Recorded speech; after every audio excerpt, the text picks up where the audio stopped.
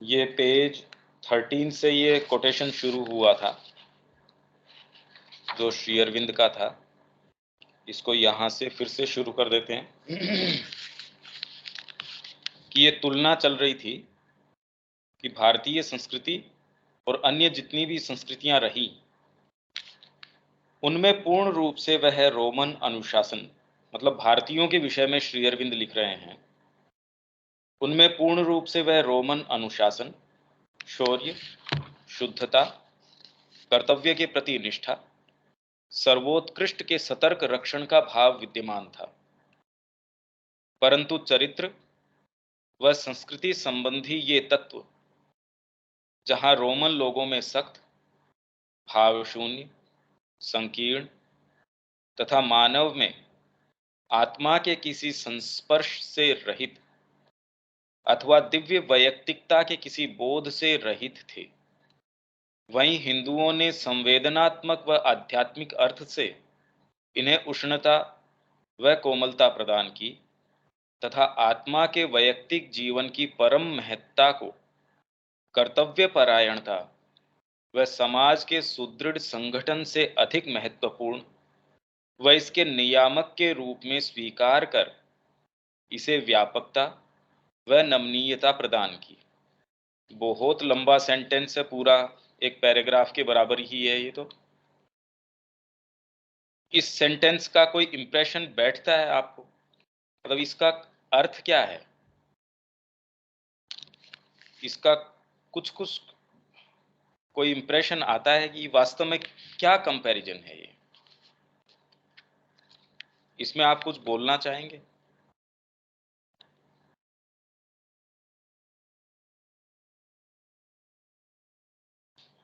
आपका mic mute है शायद। एक बार पढ़ लेते हैं ठीक से, क्योंकि अगर ये सेंटेंस अगर समझ पाते हैं अपने को कोई जल्दी नहीं है आगे की।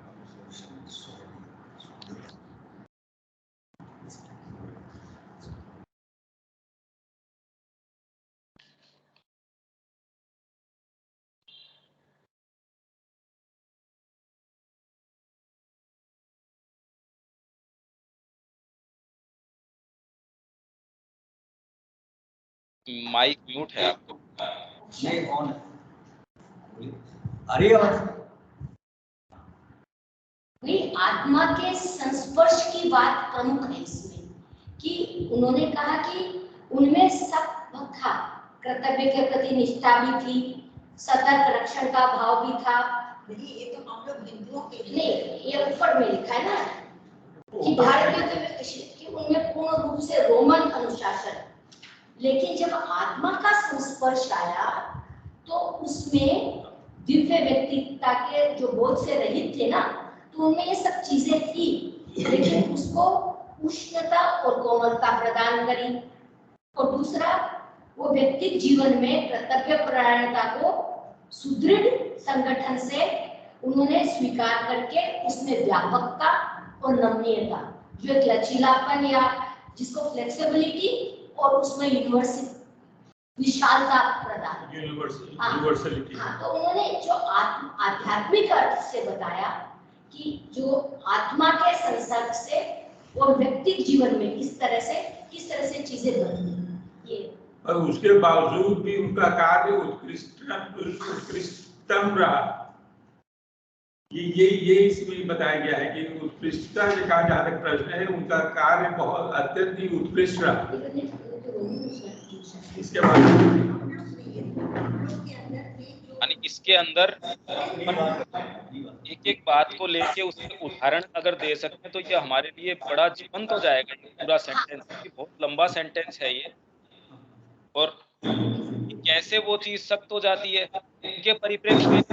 देखिए, इसका हम अपने जीवन के अंदर डाल के इसको, और ये कैसे उसमें अंतर आता है, ये क्या उसके उदाहरण दे सकते हैं क्या?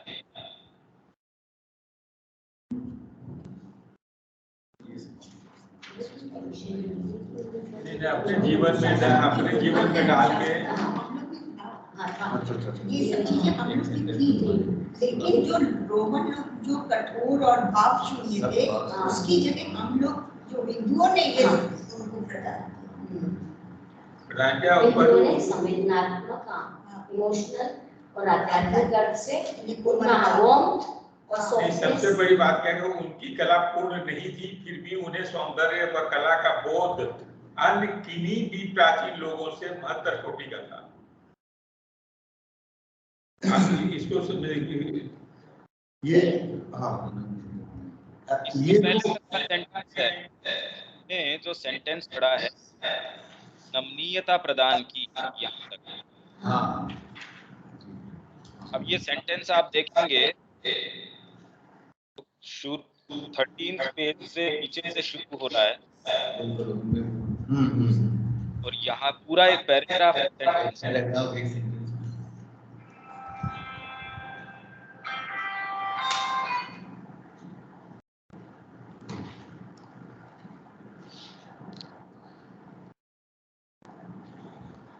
ये फर्क उन्होंने फर्क बताया। ये जो नहीं, इसके अंदर जब हम ये देखते हैं ना, अभी भारतीयों के विषय में हमें एक विशिष्टता दिखती है, उसका जो मूल जो कारण है वो उसके अंदर, जैसे इसके अंदर बता रहे हैं कि अलग अलग, जैसे रोमन का अनुशासन, शौर्य, शुद्धता, कर्तव्य के प्रति निष्ठा, सर्वोत्कृष्ट के सतर्क का भाव विद्यमान था, परंतु चरित्र व संस्कृति संबंधी ये तत्व जहां रोमन लोगों में सख्त, भावशून्य, संकीर्ण तथा मानव में आत्मा के किसी संसर्ग से रहित तथा दिव्य व्यक्तित्वता के किसी बोध से रहित थे।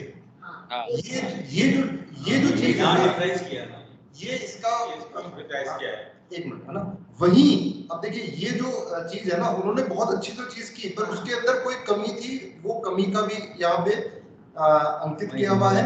लेकिन इसी के साथ श्री अरविंद कह रहे हैं कि हिंदुओं ने संवेदनात्मक व आध्यात्मिक अर्थ से इसे उष्णता व कोमलता प्रदान की तथा आत्मा के व्यक्तिगत जीवन की परम महत्ता को कर्तव्य परायणता व समाज के सुदृढ़ संगठन से अधिक महत्वपूर्ण व इसके नियामक के रूप में स्वीकार कर इसे व्यापकता व नमनीयता प्रदान की। कारण क्या है, इसके लिए हमें जो पूरे किसी भी संस्कृति को अगर हमें ये देखना है कि उसकी क्या आदर्श रहे या उसने कितने उच्च मतलब ऊंचाइयां प्राप्त करी है, उसके लिए श्री अरविंद का एक छोटा सा फॉर्मूला है। हमारा जो पूरा जो हम बने हुए हैं, हम किससे बने हुए हैं, हमारे अंदर जो अलग अलग कोश है, जिसे हम अगर इंग्लिश में कहें तो mental being, physical being, vital being, और एक हमारा जो अंदर है साइकिक बीइंग।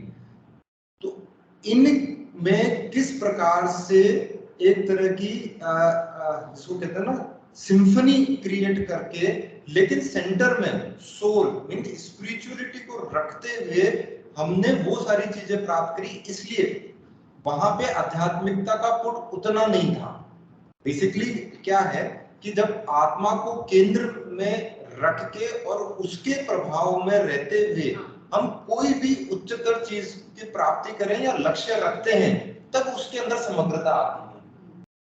ये इस तरह से नहीं, आपकी बात सही है, पर ये सेंटेंस को अगर हम खोल के देखें, इसके वो तो मूल बात है ही है, वो तो मूल चीज है ही, पर ये सेंटेंस की अगर हम बात करें और इसका एग्जीक्यूशन इस संस्कृति में, उसके हम अपनी साइकोलॉजी में उदाहरण दें और इसका वास्तव में अर्थ क्या निकलता है इस सेंटेंस का।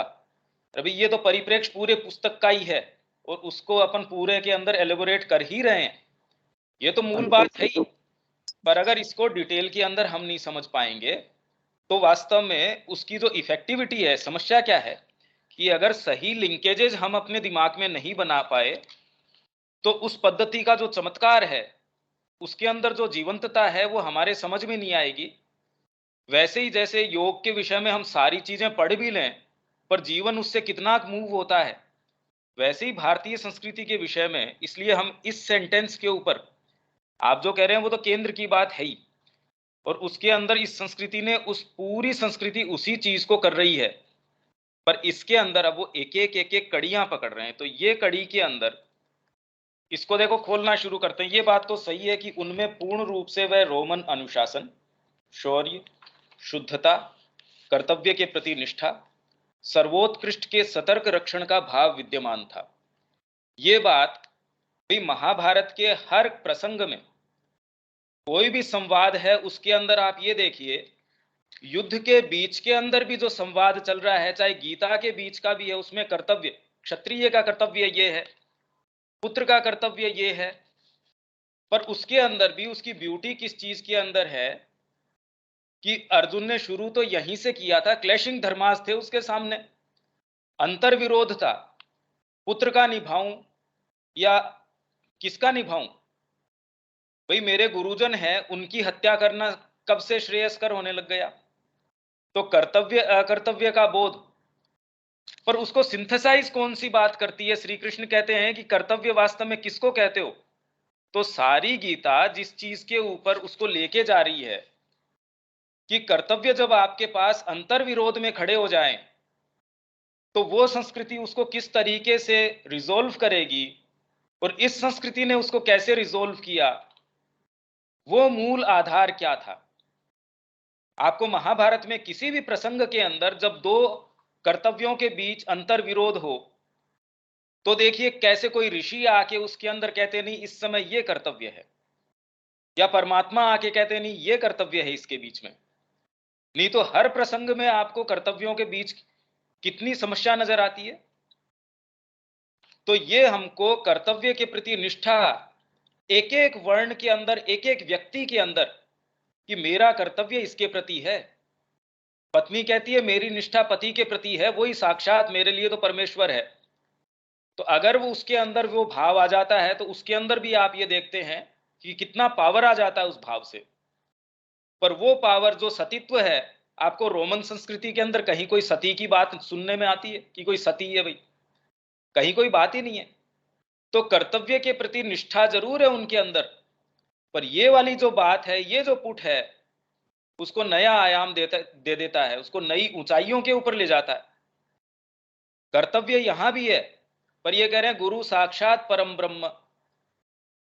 हो सकता है रोमन संस्कृति के अंदर उन्होंने बिल्कुल निष्ठापूर्वक कोई कर्तव्य का निर्वहन किया उस शासन के लिए, समाज के लिए, पर एक गुरु के लिए भक्त का जो जो समर्पण है, जो निष्ठा है, और उसके अंदर जो पावर आ जाता है उस साइकोलॉजी के कारण, ये इस संस्कृति की विशिष्टता है, ये इस संस्कृति की खुशबू है जो कहीं हमको और कहीं बात सुनने देखने नहीं मिलती। हाँ अगर है तो वो उस संस्कृति के कारण नहीं है। भैया ऐसे अगर उदाहरण मिलते भी हैं तो वहां की वो सामान्य संस्कृति नहीं है। ऐसे उदाहरण तो कहीं भी हो सकते हैं भाई, निष्ठा के उदाहरण ये तो है नहीं कि मानव निष्ठा के उदाहरण और किसी संस्कृति में न होंगे। सूफी भी हुए हैं जो आध्यात्मिकता के अंदर गए हैं, कितने कितने लोग हैं जो हर संस्कृति के अंदर आत्मा के रास्ते पे गए हैं। पर जो सामान्य वातावरण है संस्कृति का, उसको हम किससे एट्रीब्यूट कर रहे हैं? तो कर्तव्य के प्रति निष्ठा, सर्वोत्कृष्ट के सतर्क रक्षण का भाव। किसी के मन के अंदर भी ये आ गया कि ये सर्वोत्कृष्ट है, मेरे को इसके प्रति अपना जीवन उत्सर्ग कर देना चाहिए। भाई आज अगर मां श्री अरविंद की हम बात करें, एक सर्वोत्कृष्ट exclusive self opening to divine, जो भी डिवाइन का आपका कंसेप्शन है, भाई मां श्री अरविंद के प्रति भी अगर हम भाव रखते हैं तो हमारा एक कंसेप्शन है और वो ग्रो करता है। अगर वो आज ही अल्टीमेट होता तो ग्रो करने का फिर बाद में कोई प्रश्न ही नहीं उठता। तो ये भी निश्चित भाव है कि सर्वोत्कृष्ट है, वो भी धीरे धीरे हमारे लिए हमारी चेतना में अनफोल्ड करता रहता है। पर कब करता है? जब हमारे अंदर आज जो हमको शिखर नजर आ रहे हैं उसकी तरफ चढ़ने की ताकत हो, उसके अंदर चढ़ने की सिंसियरिटी हो। आज मेरे को जो शिखर नजर आ रहे हैं, अगर मैं उनकी ओर नहीं चढ़ूं तो कल जो शिखर आने हैं नजर के अंदर, उनकी तो संभावना ही नहीं होगी। शिखर अपने आप में चरम नहीं है, पर आज की स्थिति में मेरे लिए जो चरम है उस तक अगर मैं चलूंगा तो मेरे को आगे के शिखर नजर आएंगे। तो सर्वोत्कृष्ट के सतर्क रक्षण का भाव विद्यमान था यहां, परंतु चरित्र व संस्कृति संबंधी ये तत्व जहां रोमन लोगों में सख्त कि आप इधर से उधर नहीं करते, आप बिल्कुल ड्यूटीबद्ध तरीके से आप माँ के प्रति, शासन के प्रति, परिवार के प्रति, समाज के प्रति आपके बिल्कुल बंधाए नियम हैं। भाई आज अगर हम ये कहें भारत आध्यात्मिक देश है, पर फिर भी अनुशासन अगर हम देखें बाहर जाके पब्लिक लाइफ के अंदर आप बहुत तकलीफ पाते हैं, या कोई भी काम करने के अंदर। वही आप विदेश के अंदर कहीं चले जाएं जहां सुचारू व्यवस्था है, यूं कहने आप कहेंगे आध्यात्मिकता नहीं है, पर यहां तो तकलीफ पाता है व्यक्ति। भाई पब्लिक लाइफ के अंदर न आपके कोई अच्छा आपसे व्यवहार हो सकता, वो तो कंपैरिजन करने की कोई बात ही नहीं है, वहां आपको तकलीफ नहीं हो सकती, यहां आप आराम की सोच नहीं सकते। तो इसलिए हमको ये सोचना पड़ेगा कि वास्तव में तुलना किस चीज की है, खाली आध्यात्मिक बोल देने से ये नहीं हो जाता। तो जहां रोमन लोगों में सख्त, कितने लोग हैं बड़े डिसिप्लिन्ड हैं, इतना बज के इतने मिनट के ऊपर ये कर्नल साहब आ जाते हैं। अरे पर कर्नल साहब आ जाते हैं, पर उसके अंदर और विवेकानंद जी के अंदर कोई तुलना थोड़ी हो सकती है। क्या तुलना है उनके अंदर? या कोई भी एक आध्यात्मिक साधक है या कोई भी है, क्या तुलना है उसके अंदर? भाव शून्य, संकीर्ण तथा मानव में आत्मा के किसी संस्पर्श से रहित। आप डिसिप्लिन देखिए, पौंडीचेरी के अंदर माँ के समय जो डिसिप्लिन था, किसी से बात भी करनी है तो पहले लेटर लिख के उस समय माँ से पूछते थे, माँ इससे मैं बात कर सकता हूँ क्या, इतनी देर का मेरे को बात करने का है, इतना मेरा काम है। सारे पत्र हम देख सकते हैं, तो डिसिप्लिन किस स्तर का, पर उसका आधार क्या था? रवि वो डिसिप्लिन अगर आप दंड नीति के आधार के ऊपर तय करोगे तो एक डिसिप्लिन है, वहां डिसिप्लिन किस आधार के ऊपर था?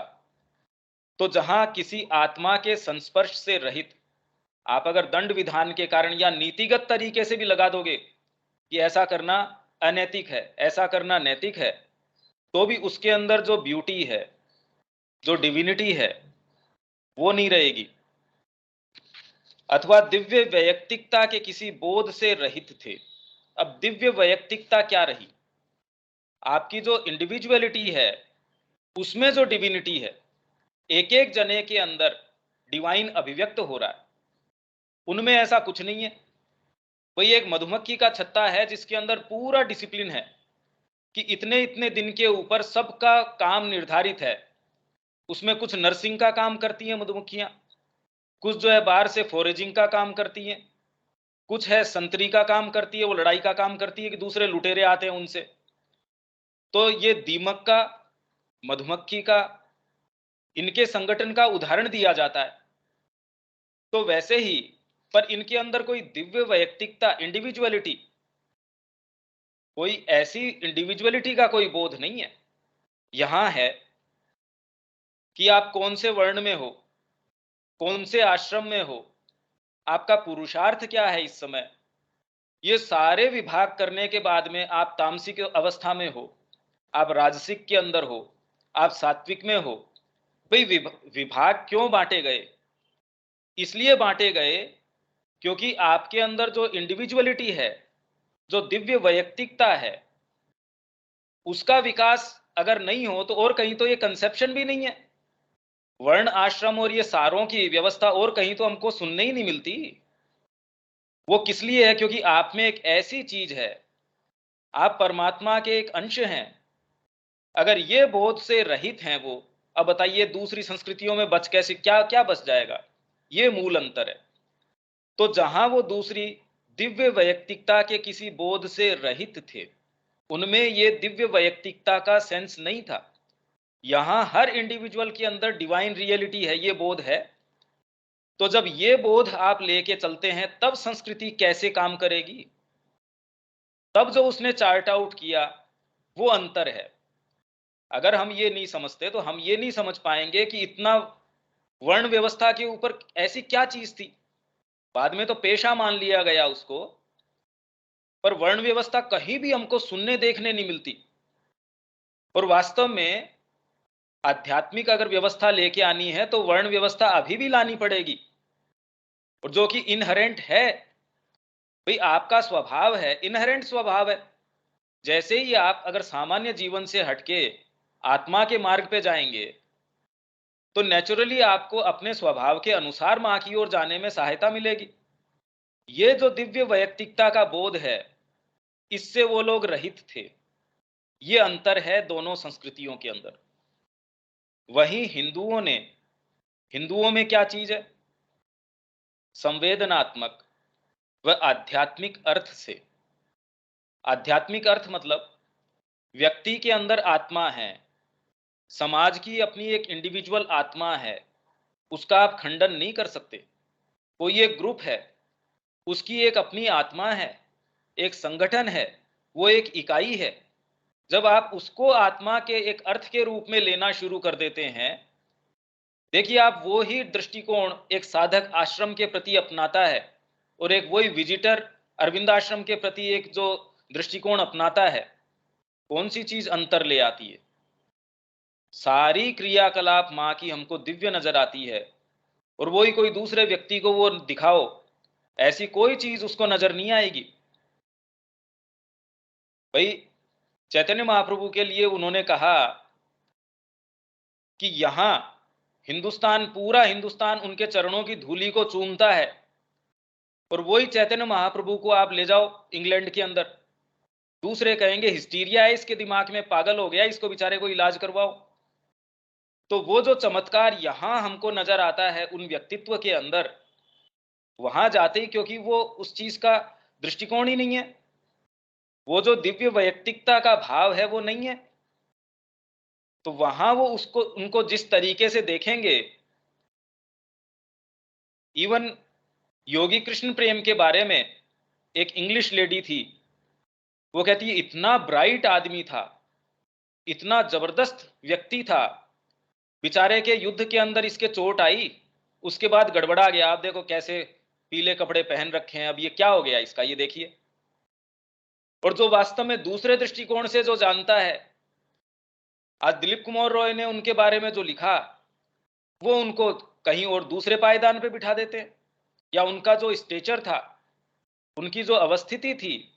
अब दो दृष्टिकोण हैं एक ही चीज को देखने के। आप समझ पा रहे हैं इसको, कि संस्कृति का भेद आपकी सारी मानसिकता के भेद के अंदर अंतर ले आता है।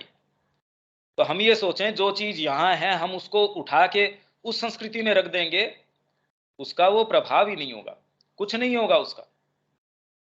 तो यहां जो दिव्य वैयक्तिकता का बोध था उससे वो रहित थे, और हिंदुओं ने संवेदनात्मक व आध्यात्मिक अर्थ से इन्हें उष्णता, उसमें वार्मथ प्रदान कर दी, वह कोमलता प्रदान की, तथा आत्मा के वैयक्तिक जीवन की परम महत्ता को कर्तव्य परायणता। अब आत्मा के वैयक्तिक जीवन उसकी इंडिविजुअल लाइफ है, आप उसको ये नहीं कह सकते कि उसको कुर्बान हो जाना चाहिए कलेक्टिविटी के लिए। आप समझ पा रहे हैं इस बात को, कि वैयक्तिकता के जीवन जो है, इंडिविजुअल आपकी लाइफ है, और दूसरा क्या कहेगा कि इंडिविजुअल की कोई वक्त नहीं है इस समय, युद्ध का समय है, उठाओ और चलो। यही रविन्द्रनाथ टैगोर ने कहा, उनको भी लगा कि श्री अरविंद ऐसे समय के ऊपर सेक्लूजन के अंदर चले गए, ये तो कोई सही समय नहीं है। एक व्यक्ति थे जिनसे आशा की जाती थी, पर वो सेक्लूजन के अंदर चले गए, ये क्या बात हुई?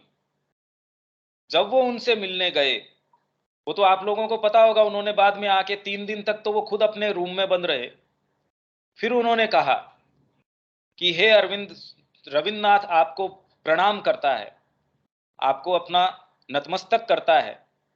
तो उन्होंने कहा कि मेरे डाउट्स थे कि ये क्या कर रहे हैं ऐसे समय। तो सामान्यतः अगर ये बोध न हो तो आप क्या मानेंगे कि देश के अंदर आग लग रही है, आप साधना की बातें कर रहे हैं, या आप ये बातें कर रहे हैं, या फिर व्यक्ति के अपने जीवन का कोई महत्व नहीं है, उसको कलेक्टिविटी के आधार पे चलना चाहिए।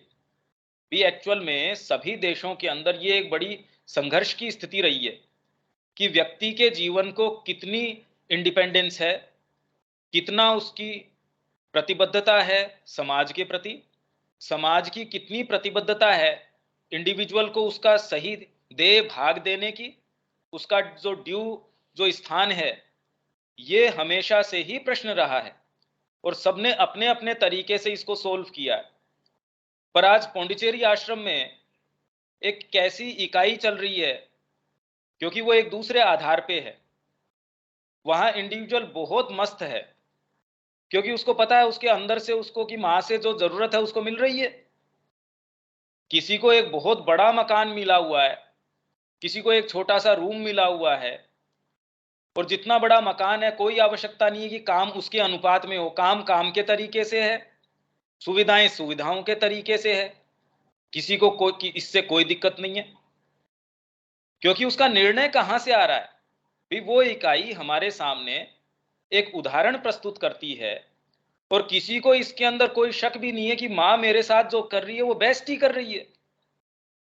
अगर ये मानसिकता हटा दी जाए तो संघर्ष ही संघर्ष है कि एक्स को इतना बड़ा मकान दे दिया, कल आया है वो, मैं यहाँ 15 साल से साधना कर रहा हूं और मेरे को एक कमरा है, उसमें ही मेरा टॉयलेट टूटा हुआ है, सीट प्रॉपर नहीं है उसकी, पानी मेरा आता नहीं, मेरे को ये चीजों की जरूरत है। ये जितनी भी शिकायतें जो लोअर नेचर की उठती हैं वो भी हमने सुनी है, वहां जो भी वहां जानते हैं तो कुछ ये चीजें भी हमने सुनी है। पर किस आधार पे एक ऐसी सोसाइटी चलती है, ये हम अब इससे समझ पा रहे हैं कि जैसे ही आध्यात्मिक अर्थ उसमें डाला जाता है, उसमें एक उष्णता आ जाती है, उसका अर्थ बनने लगता है, कोमलता प्रदान की तथा आत्मा के वैयक्तिक जीवन की परम महत्ता को, कर्तव्य परायणता वह समाज के सुदृढ़ संगठन से अधिक महत्वपूर्ण, कि आपका कर्तव्य है समाज के प्रति, आपकी इंडिविजुअलिटी है, उसकी कोई सुनवाई नहीं है। आपका विकास हो रहा है या नहीं हो रहा है, इस समय आपको तो कुर्बान हो जाना है देश के प्रति, समाज के प्रति। तो अगर ऐसा समाज या ऐसा राष्ट्र रहेगा जिसमें कर्तव्य परायणता का बोध इतना सख्त होगा, आपकी पुकार है परमात्मा के प्रति। इसीलिए इस संस्कृति में वर्ण, आश्रम, पुरुषार्थ और फिर सात्विक, राजसिक, तामसिक ये सारे विभाग करने के बावजूद भी अगर आपको आत्मा की पुकार आ गई जिस भी अवस्था में, सुखदेव जी को अगर आ जाती है, उन पे कोई फिर बाद के अंदर वर्णाश्रम धर्म लागू नहीं होता। जिस भी अवस्था में वो पुकार आ जाएगी उसके अंदर आपको तुरंत ये लाइसेंस मिल गया कि वो सारी व्यवस्था आपके लिए लागू नहीं होती। हाँ, आपके लिए लागू होते हैं उससे और जबरदस्त व्यवस्था, अनुशासनहीनता नहीं, एक एक क्षण का अनुशासन। रवि, अगर आपके आंतरिक अनुशासन न हो तो आप कहें कि जो बाहरी दंड नीति है उसके हिसाब से, मैंने देखिए कि इसके अंदर मैंने अपना टैक्स जमा करवा दिया, मैंने अपने बिल पे कर दिए, मेरी जो जो आवश्यकताएं थी वो सारी मैंने पूरी कर दी, पर जैसे ही आध्यात्मिक भान आपके अंदर आता है वो क्या कहता है, क्षण क्षण, क्योंकि आपका खुद का जो स्क्रूटिनी है, आपकी खुद की साइकोलॉजी आपकी बुद्धि करना शुरू कर देती है। तो एक सामान्य जन उतनी स्क्रूटिनी कितनी सरकार कर सकती है जितनी आप 24 घंटे अपनी बुद्धि से अपनी कर लोगे। तो एक आध्यात्मिक व्यक्ति जिस अनुशासन में रहता, एक गलत विचार नहीं आ सकता, एक गलत चीज कह नहीं सकता, जिस वो अनुशासन में चला जाता है, सामान्य वर्ण आश्रम धर्म तो वैसे अनुशासन की कल्पना तक नहीं कर सकते। तो अनुशासनहीनता नहीं है आध्यात्मिकता में जाना, वो एक दूसरे, एक जो परमात्मा का अनुशासन है, आत्मा का अनुशासन है, उसके अंतर्गत अपने आप को डालना है।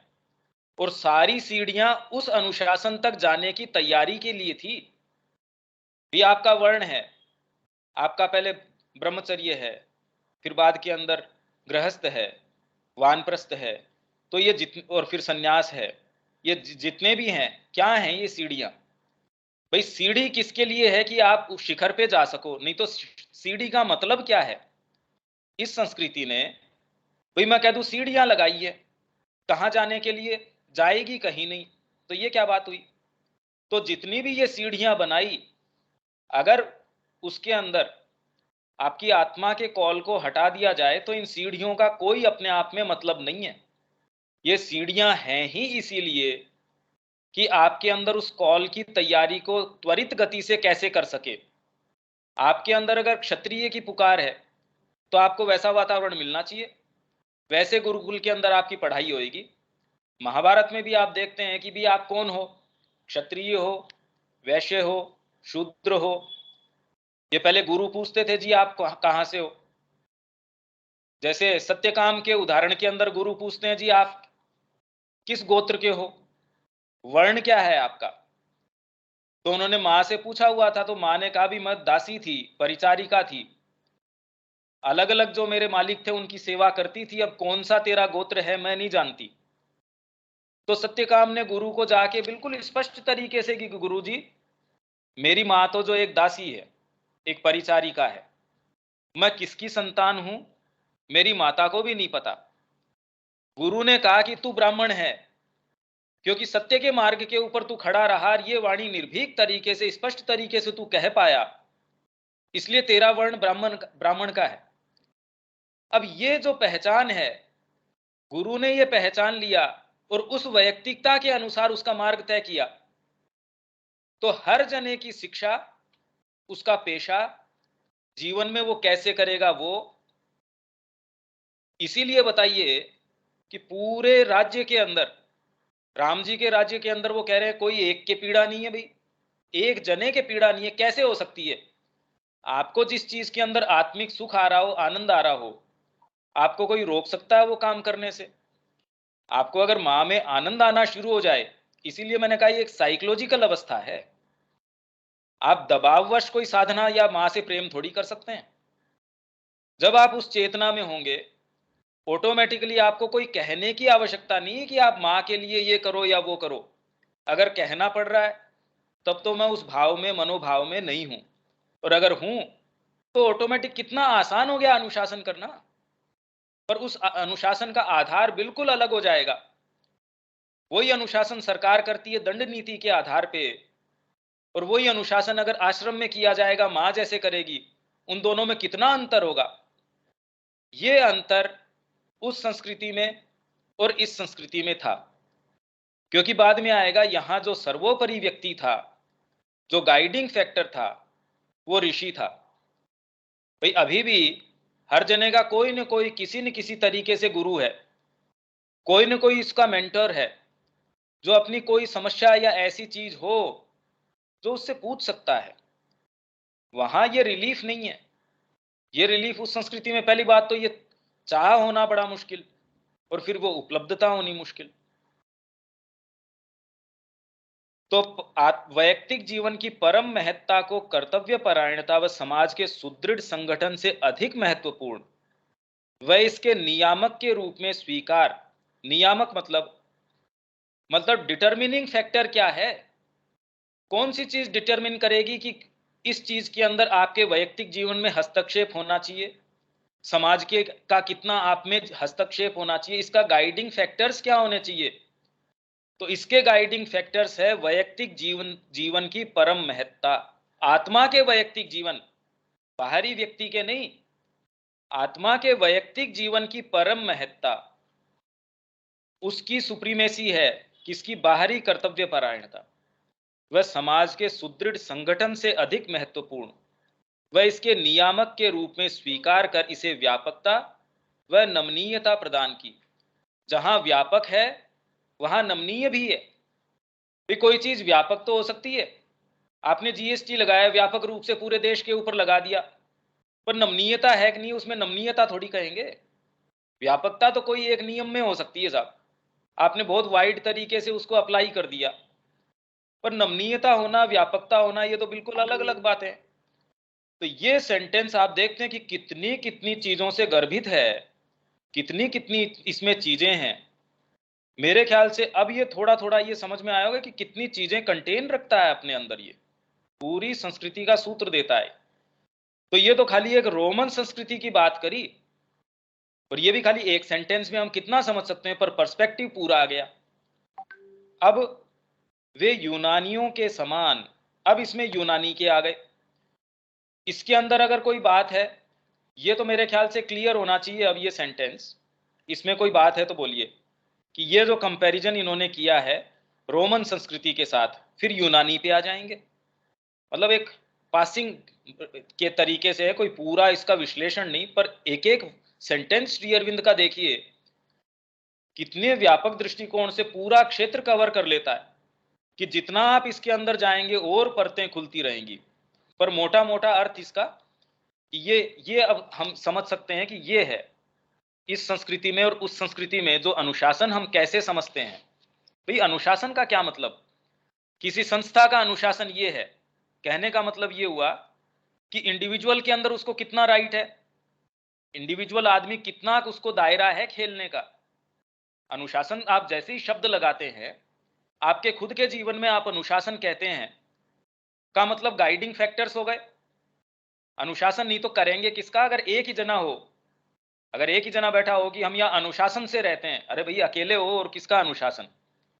और आप खुद के ऊपर अनुशासन रखते हैं का मतलब कि आपके और भी हिस्से हैं, इसलिए जो आपके ऊपर के हिस्से हैं या जो भी आपके नियामक तत्व हैं, जो नियामक शब्द है, आपके गाइडिंग फैक्टर्स कौन से हैं। आपका जीव अगर गाइडिंग फैक्टर है तो आपके जीवन में क्या होगा देख लीजिए, और आपकी आत्मा गाइडिंग फैक्टर है तो क्या होगा वो देख लीजिए, आपकी इंटेलिजेंस है वो अगर गाइडिंग फैक्टर है तो क्या होगा वो देख लीजिए। तो नियामक तत्व कौन सा है इस संस्कृति के अंदर, नियामक तत्व कौन सा हुआ, आत्मा के वैयक्तिक जीवन की परम महत्ता, सुप्रीम उसकी जो इंपॉर्टेंस है, आत्मा की इंडिविजुअल लाइफ हर जने की। अब बताइए आपकी आत्मा की इंपॉर्टेंस अगर देखेंगे, संस्कृति इस आधार पे जो ले डाउन करी जाएगी, हम कल्पना ही नहीं कर सकते उसके मुद्दे क्या होंगे। एक जने की हम नहीं सोच सकते, व्यापक स्तर पे देश भर में अगर ये किया जाए और सफल रूप से किया जाए और युगों युगों तक किया जाए, आज तक वो जीवित हो, ये एक मोमेंटस बात है। हम इनफ कभी भी इसमें प्रवेश कर ही नहीं सकते। हम 24 घंटे भी इसका चिंतन करें तो हम वास्तव में इनफ इसमें प्रवेश नहीं कर सकते कि कैसी उनकी सुप्रीम इंटेलिजेंस थी ऋषियों की, उन्होंने क्या किया। और खाली सोचने समझने से नहीं, उनकी उपस्थिति ही एकमात्र ये काम करवा सकती है। भैया आज सोच समझ के अगर माँ की उपस्थिति वहां आश्रम में न हो तो एक इनिशिएटिव तो नहीं लिया जा रहा, एक चीज तो नहीं की जा रही। वही माँ ने कितना बड़ा पसारा वहां कर दिया, कोई रिसोर्स के कारण थोड़ी किया, रिसोर्सेस तो थे ही नहीं। अगर आपको बैकग्राउंड का पता हो आश्रम का, क्या रिसोर्स थे। समय समय पे श्री अरविंद के पत्र अगर देखें, हमेशा ही उनकी ये शिकायत थी, अपनी पत्नी को इसलिए मना किया कि भाई मेरे पास राशन पानी के पैसे नहीं है, यहां मत आओ। तब से लेके वो हमेशा ही आश्रम में जाने तक पैसों की हमेशा ही समस्या रही। माँ के आने के बाद धीरे धीरे धीरे धीरे माँ के भी शुरुआती समय के अंदर लास्ट तक भी मतलब कितनी समस्या रही। तो पर फिर भी उसके बावजूद तो संकल्पना करना मातृ मंदिर जैसी, या फिर संकल्पना कर लेना आश्रम के जैसी, जिसमें प्रेस है, आपके इतने डिपार्टमेंट हैं, इतने विभिन्न संस्कृतियों से, मानसिकता से, विचारधारा से लोग हैं, कितने कुछ लोगों से 25-30 लोगों से शुरू किया होगा और बाद में 2000 लोगों तक की गिनती हो गई, उनका मैनेजमेंट, और किस आधार पे। तो इस चीज की महत्ता अब मेरे ख्याल से धीरे धीरे हमको कुछ समझ आ रही है। हाँ जी सूर्य प्रताप जी, ये सेंटेंस अब थोड़ा क्लियर होता है।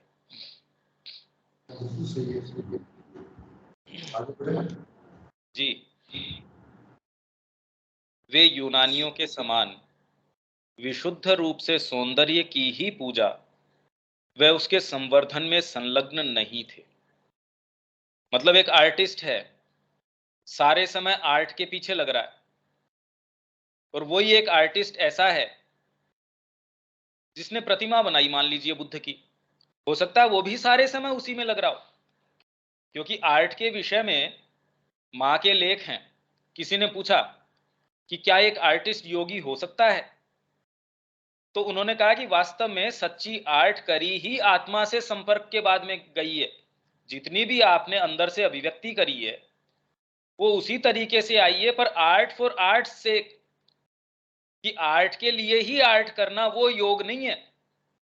जब आप युक्त होते हैं और उसको एक्सप्रेस करते हैं तब उसमें वो चीज आती है। नहीं तो कितने सारे आर्टिस्ट हैं वास्तव में, कितने जिनको हम कलाकार कहते हैं, कितने और लोग हैं, उनकी जो वाइटल है, माँ कह रही है, वो तो इतनी ज्यादा विकृत होती है वो तो आपने कहीं पढ़ा ही होगा, माँ के उनके पत्रों में, माँ की टॉक्स के अंदर, क्योंकि कोई दूसरी चीज होती नहीं बाहरी प्रकृति के ऊपर फिर कोई, क्योंकि वो एक अपने सब्जेक्टिव वर्ल्ड के अंदर जीना शुरू कर देते हैं आर्टिस्ट। तो कितने संगीतकारों से आप मिलेंगे, एक तो परमात्मा के लिए संगीत कर रहा है, और एक जो दूसरे संगीतकार हैं वो अपने खुद के सेल्फ राइचियसनेस या खुद की जो महत्ता है उसके बोध से इतने भरे रहते हैं कि आप कहते रहे इससे तो कोई सामान्य व्यक्ति होता, जो अनैतिक व्यक्ति भी होता तो भी उसके अंदर कम से कम साथ में बैठने लायक तो थे। ये व्यक्ति तो खुद के भान से इतना भरा हुआ है, ये तो पूरे तरीके से खुद से भरा हुआ है। तो संवर्धन में संलग्न नहीं थे यूनानी, तो इसमें संलग्न थे। उनके आप देखेंगे स्कल्पचर वगैरह, एक एक नस नाड़ियां, शरीर किस तरीके से बनाया गया है, श्री अरविंद ने पूरा विवेचन किया। इस पुस्तक में हमने उसको उस सेक्शन को टच नहीं किया। भारतीय कला है, भारतीय साहित्य है, हमने तो खाली इसका मूल क्या है, किस दृष्टिकोण से सारों के ऊपर दृष्टि डालनी चाहिए, उसका एलेबोरेशन किया है। और उनकी कला पूर्ण नहीं थी। पूर्ण का मतलब भाई आप ऐसी ऐसी चीजें बना दे रहे हैं, हमारे सामने ऐसी ऐसी गुफाएं हैं, ऐसे ऐसे महल हैं, ऐसे ऐसे स्कल्पचर्स हैं कि आज उनका कोई सानी नहीं है। तो क्या ये कह देना कि उनकी कला पूर्ण नहीं थी, इनकम्प्लीट थी या इम्परफेक्ट थी, क्या मतलब हुआ इसका? भाई इसका अर्थ क्या हुआ इस बात का कि वो पूर्ण नहीं थी? तो ऐसी ऐसी हम चीजें देखते हैं जो हम तो कह रहे हैं ये आश्चर्य है भाई, कैसे बनाया ये। ऐसे ऐसे मंदिरों का, भव्य मंदिरों का निर्माण हम देखते हैं, पूरी की पूरी चट्टानें काट के बनाई हुई हैं, तो कला पूर्ण नहीं थी फिर भी। मतलब ऐसी चीजें हम देखते हैं यहाँ, ऐसी नक्काशियां, उसका तो क्या कहें, ऐसी बावड़ियां जो आज तक बचे हुए हैं समय के बाद भी, और फिर ये कह रहे हैं कला पूर्ण नहीं थी। इसको कैसे देखना चाहिए? क्या मतलब हुआ उनकी कला पूर्ण नहीं थी? तो क्या इम्परफेक्ट लोगों ने ऐसी चीजें बना दी जो कि आज भी हमको उसकी फोटोएं हर, और कोई एक ऐसा स्टेट, ऐसा कोई जगह, कोई ऐसी चीज नहीं बची जहां इन्होंने अपनी कला के अंदर अपने जो है कीर्तिमान स्थापित न किए हो। तो क्या चीज है ये भी, कला पूर्ण नहीं थी? क्या मतलब हुआ इस बात का? कैसे समझें इसको? और फिर भी उन्हें सौंदर्य व कला का बोध अन्य किन्हीं भी प्राचीन लोगों से महत्तर कोटि का था। तो ये श्री अरविंद कहां से जानी आए?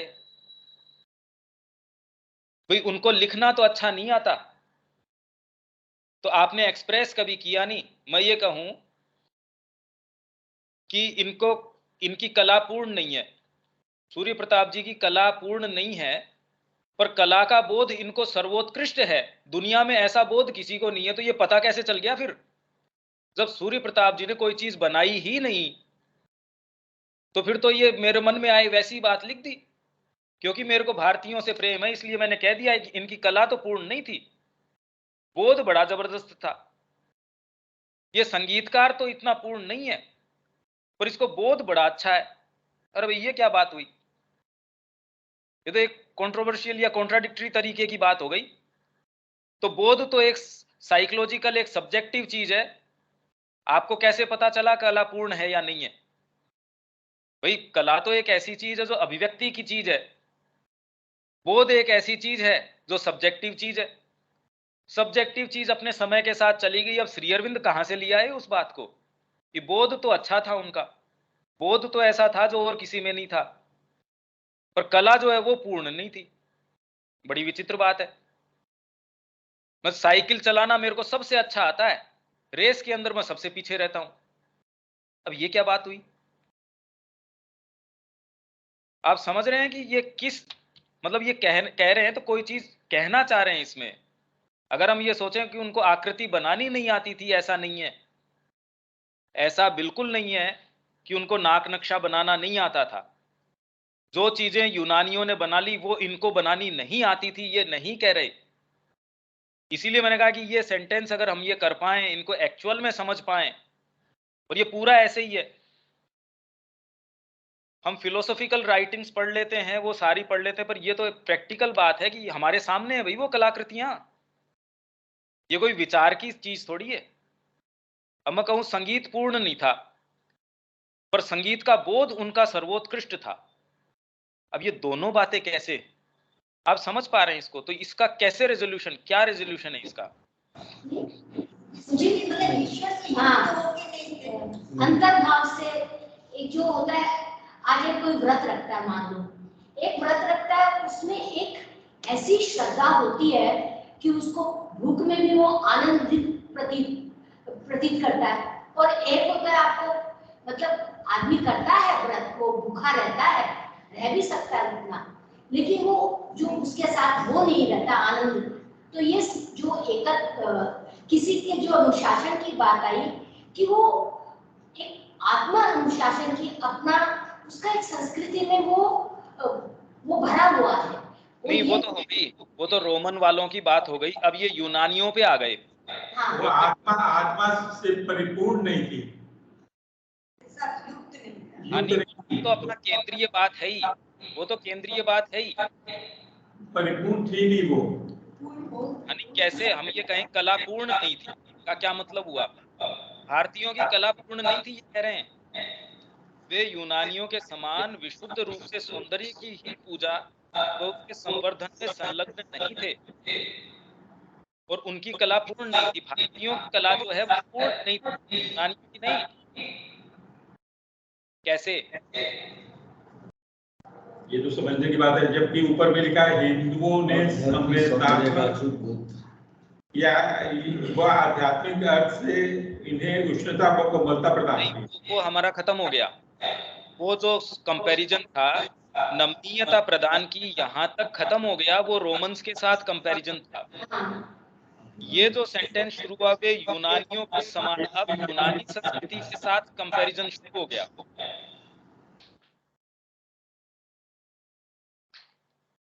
इसको दो अर्थों में लिया जा सकता है। जैसे एक तो जैसे यहाँ लिखा है कि उनकी कला पूर्ण नहीं थी, तो एक तो वो है कि वे उनको आता ही नहीं था और वो उसको पूरी तरह से अभिव्यक्त नहीं कर पाए। एक दूसरा ये है, वो तो हो नहीं सकता। दूसरा ये है कि ये जो कला, जो उनको जो बोध था, अभी उसकी अभिव्यक्ति बाकी है या बची हुई है। मतलब ये है कि ये ऐसा नहीं है कि उन्होंने जो किया वो उसमें कोई कमी है। बात ये है कि वो उसमें और भी ज्यादा आगे संभावनाएं हैं, अनंत रूप से कमी है। ये कह रहे हैं कमी है, पर वो कमी क्या है? नहीं, कमी के दो है क्या? कमी का अर्थ दो तरीके से है। एक ये है उस समय के लिए वो जो बोध था, बोध तो अनंत का था, उसकी संभावनाएं बहुत थी, लेकिन उस समय उनके जो अभिव्यक्ति का जो यंत्र थे या जो करण थे, उनके माध्यम से उन्होंने जो किया वो एकदम परफेक्ट था। लेकिन अब जब हम काल में जब आगे आज हम देखते हैं, तो हम ये देखते हैं कि नहीं, अभी इसके अंदर कुछ कमियों और भी आगे संभावनाएं हैं। ये नहीं कह रहे, ये बात नहीं कह रहे। यही तो मैं समझ रहा हूँ, क्योंकि जो एनालिसिस किया है श्री अरविंद ने कला का, भारतीय कला क्या कर रही है, इसमें आपके भी और किसी के भी बात क्या कि कला पूर्ण,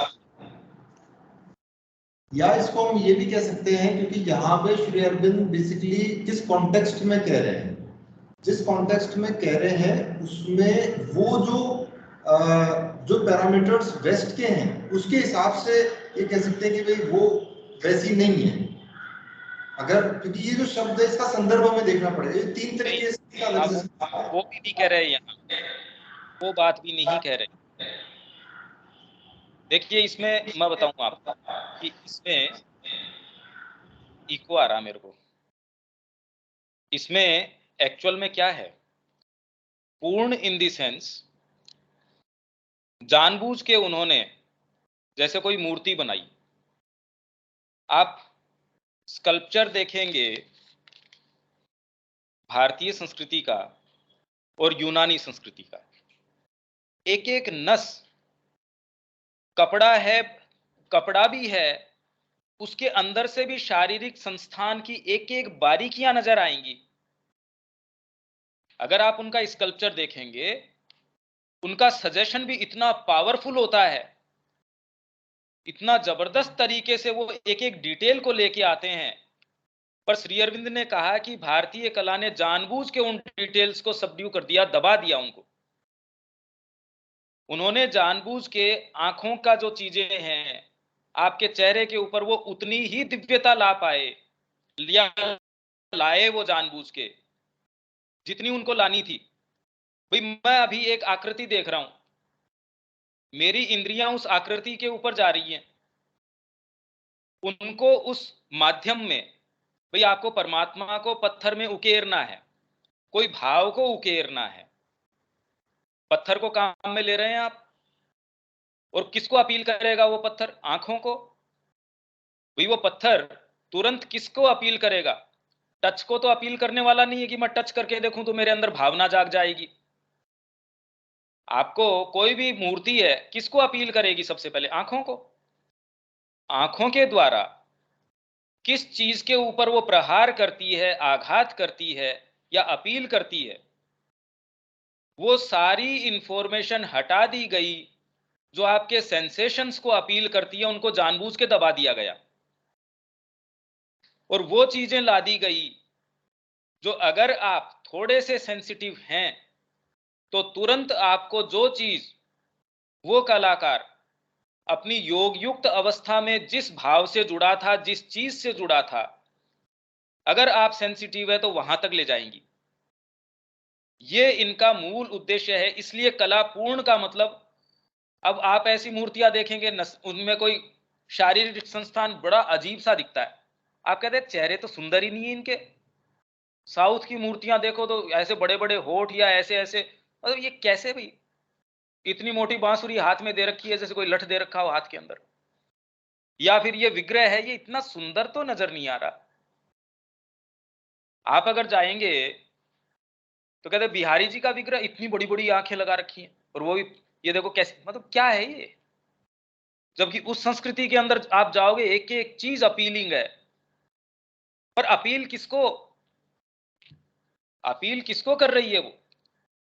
मोटी बात ये है। तो कला पूर्ण नहीं थी का मतलब ये है कि जानबूझ के उन्होंने वो सारी डिटेल्स को उसमें से हटा दिया। भाई आप कोई भजन गा रहे हैं, उसमें क्या तो यंत्रों का तामझाम है, आपने जानबूझ के कोई ऐसी चीज आपको अभिव्यक्त करनी है। मान लीजिए कोई यहां पीछे शोरगुल चल रहा है, आपको बहुत शांति के अंदर कोई चीज करनी है, तो आप क्या करेंगे? तुरंत भैया बंद करो ये सारा शोरगुल। या आपको पर्दे पे कोई चीज प्रोजेक्ट करनी है तो आप कहेंगे खिड़कियां बंद करो, अंधेरा चाहिए जिससे मैं प्रोजेक्ट कर पाऊं। आपको कोई चीज अपील किसको करवाओगे? आंखों के द्वारा। वो डिटेल्स अब नस नाड़ियों पे ही अगर आपकी इंद्रियां अटक जाएंगी तो जानबूझ के उन्होंने वो सारी डिटेल हटा दी। उन्होंने वो ही इंप्रेशन लेके आए जो उनको लाना है। उनको कोई अपना पांडित्य नहीं दिखाना, उनको अपनी कला नहीं दिखानी। भाई कोई जबरदस्त कलाकार किस चीज के अंदर है कि मैं तो अच्छा रोल ही करूंगा, विलेन का नहीं करूंगा, तो क्या कलाकार हुआ? कलाकार का तो मतलब यह है कि जैसा भी रोल हो उसको वो परफेक्टली करे। तो कला की पूर्णता किस चीज के अंदर है? भी कला ला क्या रही है? आत्मा के एक क्षण के साथ आपका संपर्क जो है, जैसे आपने फोटो खींच ली, वैसे ही आपका जो सतत संपर्क है उस भाव का, उस व्यक्तित्व का। आपको कोई भी दर्शन हो सकता है आंतरिक आपके भाव में। कला उसको एक्सप्रेस करने का एक पावरफुल माध्यम है। इसीलिए कृष्ण प्रेम ने कहा कि मंदिर जो हमारे पुराने हैं वो डायनमोज हैं, शक्ति केंद्र हैं। जब आप उसके अंदर जाते हैं तो आपके अंदर शक्तिपात होता है। डिपेंड करता है आप सेंसिटिव हैं या नहीं है। अब काली की मूर्ति के सामने जाते ही श्री अरविंद को जो आभास हुआ, अब कितने लोग अगर श्री अरविंद की पढ़ के भी वहां जा रहे होंगे, किसी को वो नजर आया होगा जो श्री अरविंद को नजर आया। और अपने आप में वो मूर्ति देखो और उसको कंपेयर करो यूनानी मूर्तियों के साथ, तो हमको समझ में आ जाएगा कि भी कौन सी चीज है जो एक्सप्रेस कर रही है डिविनिटी को। तो हम ये कहेंगे कि वो जो बोध था कला का, वो इतना सर्वोत्कृष्ट था कि उन्होंने जो कला के पैरामीटर्स थे उनको भी दरकिनार कर दिया कि हमको नहीं चाहिए ये पैरामीटर्स। अरबी एक्सप्रेशन के अंदर ये चीज मेरे को प्योरली सहायता करती है डिवाइन को एक्सप्रेस करने में, वही पैरामीटर्स काम के हैं। आपको इस तरीके से गाना चाहिए, अगर उसमें भाव आपका खंडित होता हो तो कहते दरकिनार कर दिया मैंने इन नियमों को, नहीं चाहिए मेरे को ये नियम। आप समझ पा रहे हैं इन दोनों बातों को कि क्या मतलब है इसका। श्री अरविंद को जो करनाली के अंदर जो हुआ, अब अगर हम उसको पढ़ के भी चले जाएं, एक भावना लेके जा सकते हैं भी श्री अरविंद को यहां ऐसा हुआ। अल्मोड़ा में हम चले जाएं ठाकुर जी के दर्शन करने के भी, ये साक्षात आते थे, हलवे के अंदर 2 अंगुलियां मिलती थी इन ठाकुर जी की। जब कृष्ण प्रेम भोग लगाते थे, ठाकुर जी स्वयं आके उसमें हलवे की कटोरी के अंदर 2 अंगुलियों के निशान मिलते थे। कितने लोग उस चीज को पढ़ पढ़ के वहां भीड़ की भीड़ जानी शुरू हो गई। 2 4 5 दिन रुकते थे, जिस तरीके का वातावरण था फिर भाग के आ जाते थे, और वैसे कोई दर्शन वर्शन भी नहीं होते थे। और आज भी हम भी एक बार गए थे, हमने कहा यार कैसा कैसा दिखता होगा, वैसी मूर्तियां वैसी सारी चीज। कौन सी चीज अपील करती है? सावित्री में वही अंग्रेजी है, कौन सी चीज अपील करती है, किसको करती है? तो वो शब्द किस चीज पे इंप्रेशन डालते हैं? सारी चीज वैसे ही है, वैसे ही ये जगत है। भाई आपके ऊपर सारा पढ़ लीजिए, श्री अरविंद का सारा हमने पढ़ लिया, जीवन में आता कितना है? हम खुद तो परेशान है इस बात से, ये हो क्या रहा है, ये तो बड़ी गड़बड़ चल रही है। हम जानते भी हैं करना क्या चाहिए, पर कितना कर पाते हैं, क्योंकि अभी तक वो डीप डाउन उसका इंप्रेशन बना नहीं। सच्ची बात ये है। तो इनकी कला पूर्ण नहीं थी इस सेंस में, फिर भी उन्हें सौंदर्य व कला का बोध अन्य किन्हीं भी प्राचीन लोगों से महत्तर कोटि का था, इसमें तो कोई शक हो ही नहीं सकता। यूनानियों से भिन्न उन्हें आध्यात्मिक सौंदर्य का अचूक बोध था। यूनानियों को वो बोध नहीं था कि उसको कैसे लेके आए। जैसे हाईएस्ट आर्ट उनकी जो है, श्री अरविंद ने लेवल बताए कि जो बिल्कुल सतही आर्ट है वो क्या करती है, प्रकृति की अनुकृति करने की कोशिश करती है, वैसा का वैसा हूबहू बनाने की कोशिश करती है। तो पहला ही सेंटेंस श्री अरविंद का कला के अंदर यह है कि अगर कला का उद्देश्य यही होता तो सारे जितने भी एग्जीबिशंस हैं, जितनी भी कलाकृतियां हैं, उनको जला डालो, फिर तो फोटोग्राफ बहुत है, फोटो खींच लो, फिर कला की क्या जरूरत है? अगर आप अनुकृति करना कला मानते हैं तो उससे फिर सेकंड लेवल के ऊपर क्या आया कि आपके कोई भाव है, आप आकार को तो एक सजेशन के रूप में काम में ले रहे हैं। जैसे भी कैसे एक पिंजरा बनाया, पिंजरे का गेट खुला है, पक्षी उसमें से निकल के प्रकाश की ओर जा रहा है। कोई भी व्यक्ति थोड़ा सा समझदार है वो ये जानता है कि कलाकार को ये नहीं दिखाना कि पक्षी इसमें से निकल के मतलब कोई चीज इंगित करना चाह रहा है। अगर बिल्कुल कोई स्थूल बुद्धि है वो तो ये कह रहा है कि हाँ बेचारा पिंजरे में था वो जा रहा है। थोड़ा सा सेंसिटिव व्यक्ति है जो जीवन से परेशान है या थोड़ा सा साइकोलॉजिकली अवेक है, वो कहेगा हमारी परेशानियों से प्रकाश की ओर जा रहा है। पर प्रकाश की संकल्पना भी तो व्यक्ति की अलग अलग है। जो जिसके अंदर से आत्मा की वाणी है वो कहेगा उसको दूसरा प्रकाश नजर आएगा। तो एक बच्चा भी बता देगा कि वो पक्षी नहीं दिखाना चाह रहा, वो तो ये दिखा रहा है कि बंधन तोड़ के कोई कोई कैसे और प्रकाश की ओर जा रहा है।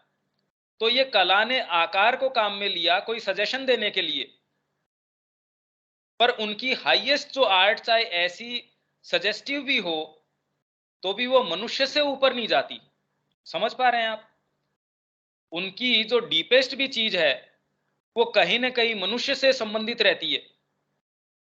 तो उनकी जो टॉपमोस्ट लेयर्स हैं, भारतीय कला उसको लोवेस्ट लेयर्स से लेके शुरू करती है और उसको भी क्योंकि आध्यात्मिक पुट उसके अंदर डाल देती है तो उसमें भी बहुत बड़ा परिवर्तन आ जाता है। भाई वैसे ही आ जाता है जैसे 3rd डिवीजन के बच्चे हैं, कुछ तो है जिनके विचारों के सेकंड से बस थोड़ा सा नीचे आ गए, कुछ ये है बस थर्ड के अंदर ही रह गए, वो एक आध नंबर और कम आता तो उनको तो फेल हो जाते। तो थर्ड का भी तो अपना एक रेंज है, सेकंड की भी रेंज है। वैसे ही कला का जो उनका उच्चतम क्षेत्र है, वहां से तो भारतीय कला शुरू करती है कि वो सजेस्ट करती है, आपके माइंड के ऊपर इंप्रेशन डालती है। ये जो उन लोगों के अंदर ये कंपैरिजन कर रहे हैं कि यूनानियों के समान विशुद्ध रूप से सौंदर्य की ही पूजा व उसके संवर्धन में संलग्न नहीं थे और उनकी कला पूर्ण नहीं थी, फिर भी उन्हें सौंदर्य व कला का बोध अन्य किन्हीं भी प्राचीन लोगों से महत्तर कोटि का था। यूनानियों से भिन्न उन्हें आध्यात्मिक सौंदर्य का अचूक बोध था और इसलिए वे प्रकृति के आनंद व उसके वैभव को, जिसका यूरोप में भान भी पहले पहल विकसित हुआ, प्रकृति का आनंद, कला क्या करना चाहती है, कौन सी प्रकृति, उसका जो एक आनंद है, उसका जो वैभव है, तो इसका विचार भी यूरोप में पहले पहल जब आया, उससे सैकड़ों वर्ष पूर्व ही अनुभूत कर चुके थे। कला के अंदर वो लोग जो प्रकृति का जो वैभव है, एक्चुअल में तो एक कलाकार ही इन बातों को, जैसे संगीत के विषय में कोई चीज है, उसमें क्या बातें चल रही है, संगीत क्या कर रहा है, वैसे ही कला क्या कर रही है, उसका वैभव क्या है, प्रकृति का वैभव क्या है, भी क्या लाएगी कला सामने, मानव की प्रकृति, मानव का स्वभाव, बाहरी प्रकृति। तो पेड़ पौधा बना देना ही कोई कला का उद्देश्य नहीं है। उसके पीछे ये भाव कि ऐसी परिस्थितियों पेड़ क्या महसूस करता होगा, भावनाओं पे तुरंत आप चले जाते हैं, विचारों पे या उन चीजों पे तुरंत आप चले जाते हैं। तो पीछे की प्रकृति, खाली भौतिक प्रकृति नहीं, और दूसरे आयाम हैं प्रकृति के, वो भी लाना, और उनका जो वैभव है, उनकी जो ब्यूटी है। भाई आज कालिदास जो जितनी चीजें बाहर लेके आए मानव प्रकृति की, तो प्रकृति में तो वो चीजें थी ही, पर किस कलात्मक तरीके से वो लेके आए, और जो उपमाएं दी हैं, गजब उपमाएं दी हैं, कहां से लेके आए, वैभव है उसके अंदर प्रकृति का। उस एक्सप्रेशन में देखिए आप कैसा वैभव है, जबकि लाए तो प्रकृति का ही वो।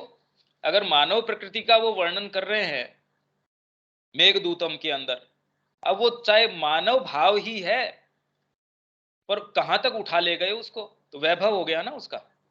तो कला क्या कर रही है, ये प्रकृति के आनंद और वैभव को सामने लेके आ रही है। तो इसका भान भी यूरोप को पहले पहल जब विकसित हुआ भारत के अंदर, उससे सैकड़ों वर्ष पूर्व था। ये भान भी भारत में सैकड़ों वर्ष पूर्व था।